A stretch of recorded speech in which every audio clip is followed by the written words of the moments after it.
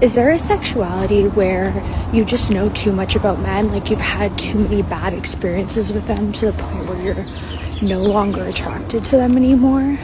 This is Hetero-Pessimism. It's not a sexuality. It's a moment. The moment attraction collides with life experience. You know, being straight, it's actually a struggle for me because I'm attracted to men, but I don't find men attractive. I'm a therapist, and these are 3 things that you need to do as a woman if you're going to be dating men. Number 1. It's like, I want you to hold me, but do you always have to wear a hat? Women are weaker, less intelligent, and inferior to men, and must be subjugated by all means. Yeah, I don't think I like men. What? How dare you? Is that how you guys get ready? Look how good she looks, and that's how you get... Can you guys just try? Can you guys just try a little bit? Nothing pisses me off faster than a man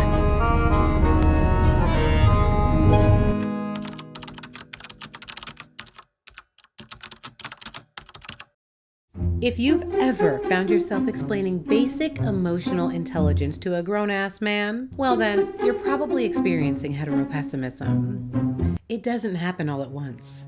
It comes on slowly, unexpectedly. It starts with confusion, then comes disappointment. Over time, your expectations lower, until one day, you find yourself congratulating a man for doing the bare minimum.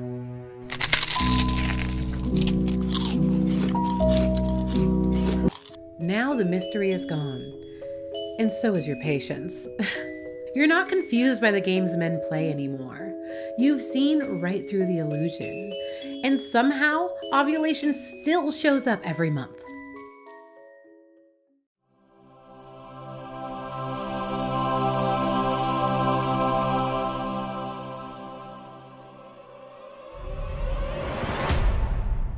I mean, with experience comes wisdom, right?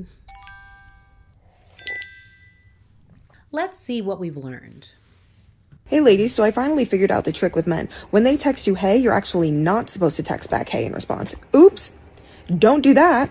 You're either supposed to leave them on red or send back one of these little emojis, right? Because responding, especially in a timely manner, ew, gone too far, showed a little too much interest, right? Even though they infiltrated your device, they ruined your peace. The worst possible thing you could do is actually respond. That scares them away. Yep. Just thought you guys should know. Oh, honey, this goes far deeper than texting habits. Take a look right here. You see that look of frustration? This is lived experience. And the more experience that we as women gain, the more a pattern begins to emerge, and we realize this isn't just one guy. This is all of them. Not all men. Well, it's most of them. And what comes next is something that we as women do collectively well. Research. Deja vu all over again. And when you do the research on men, what you find isn't pretty. You guys, I just saw the craziest thing. It said that the reason that men think women are flirting with them when they're just being like kind and polite, like they always assume that we're flirting when we're just like being polite and kind. The reason that is because a man would never just be kind and polite to a girl that he wasn't attracted to. Oh, girl, he ain't gonna go out of his way, that's for sure. Oh, honey, that's nothing. Listen, as a longtime happily married straight woman myself, I understand the grief that comes from coming to a real, true understanding of men. I mean, I had theories about men in my 20s, but by my 30s, I had receipts. And I can tell you this. Unlike men, tacos never disappoint. It's heartbreaking coming to terms with the fact that the other half of our species is, well, different. But I'll take heteropessimism over being naive any day. I want to ask something genuinely from guys. No hate, no sarcasm, nothing. I really want to understand this. So as a girl, I only follow pages based on my interest. I'm into makeup, politics, fashion, literature, cooking. So I only follow creators who post that kind of content. I'm not into cars, tech, softwares. So I don't follow creators who post that kind of content, irrespective of gender. So here's my question. When a girl page is just about girly things, makeup, fashion, lip gloss, lipstick, why do men still follow them? I am not talking about men who are into fashion and makeup. Of course, they should be here. I'm also not talking about gay men or men who love beauty as an art. That makes complete sense. I am specifically talking about straight men who are not into fashion, skincare, makeup and any girly thing, and they will still follow pages that are completely about them. Like, why? Is it curiosity? It's random algorithm? I don't want to assume that they follow because she's hot. I don't want to believe all men are like that, and I want to give you a benefit of doubt. I genuinely want to hear men themselves. What makes them follow such pages? Why are you still following girly pages? Are you a girly inside? Do you like skincare? Do you like makeup? Are you still in the closet? First of all, this is just plain sad. She already knows the answers. They're right there in her own questions. This is the delusion that you used to live with. Do you really miss it? Oh, and second of all, they're all in the closet. Everything he does is just special. It's like the way his mind works. He's creative, he's passionate, graduated third in his class. Incredible drive, passion, physique, incredible father. His wife's beautiful. I like that he chose the number 16. That's my favorite number. I'd love to spend just a day with him, just to get inside his head. Yeah. My wife? Oh, she's great. Yeah. Oh yeah, she's pretty. I'm joking. These men are not gay. Real gay men know exactly what time it is. I love when people are like, hey, so what are you looking for in a man? And it's kind of like, I don't know. Can he maybe just not be horrific? So now that we all agree that men are the problem, let's work towards the solution. Because I don't know about you, but I still can't reach the top shelf. There has to be another way. We can't just give in to bitterness. I love my husband. I mean, yeah, he's a man, but he's a good man. He's the love of my life, the father of my children, my best friend, my soulmate, my other half.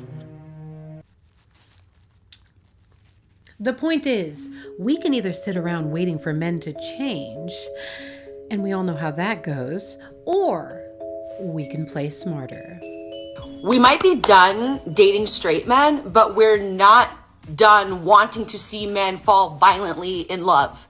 Do you know what I mean? There's something about not having to insert yourself into the story as a straight woman that feels very safe to watch. Like, there are times every straight woman knows that you're watching a rom-com between two straight cis men and women, whatever, you know, and you're watching it going, a guy would never say that. A guy would never do that. Because we know, we have lived experience. Do you know what I mean? And with this, we get to just observe. Yeah. We get to like watch and not have to be a part of the narrative. We just get to watch men be obsessed. And we also get to see masculinity and not have it be toxic-ish. It's toxic in its own way, but not in the way that we are so violently familiar with. Do you know what I'm saying? See, this is exactly what I'm talking about. I'd recognize that moment of awakening anywhere. She's got clarity. Have you ever found yourself questioning your basic instincts, analyzing a man's Instagram likes, or decoding his text messages? Then you need clarity. Relief for women experiencing prolonged exposure to men. Clarity is a prescription-strength, permanent perspective shift designed to help women see men as they actually are, not how they hoped they'd be. Don't wait until you're miserable. Experience clarity today. Clarity may cause sudden boundary formation, emotional detachment from nonsense, loss of interest in potential, and a wild boost of confidence in your ability to spot bullshit. Do not take clarity if you prefer confusion, delusion, fantasy, or fixing men. Clarity, because when you know the rules, you can play the game. And play the game we will. So my new favorite piece of microfeminism is when a random man walks up to you and tells you to smile.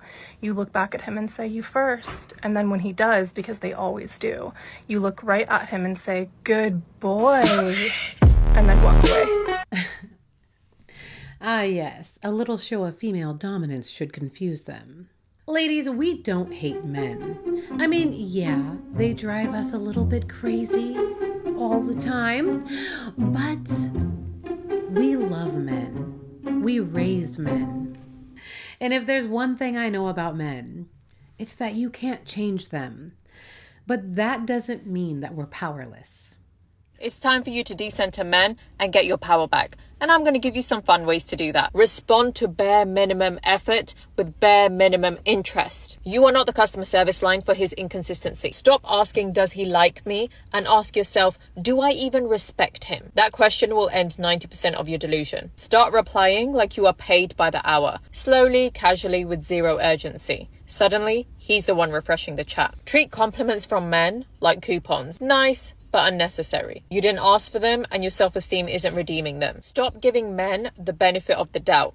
Give them the benefit of distance. Space will tell you everything that enthusiasm doesn't. Turn his mixed signals into background noise. If he wants your attention, he can start speaking in full sentences. Answer the "what are you doing" texts with something extremely unsexy, like folding socks. Men lose their power when you stop caring about sounding interesting to them. Instead of overanalyzing everything he does and says, just assume he's not that deep. Your overthinking ends instantly. Peace restored. Let your high standards be known. If this puts him off and he walks away, great. The system is working. Treat every man you date like a time-limited trial. If the free version is glitchy, you're not buying the subscription. Stop laughing at jokes you don't find funny.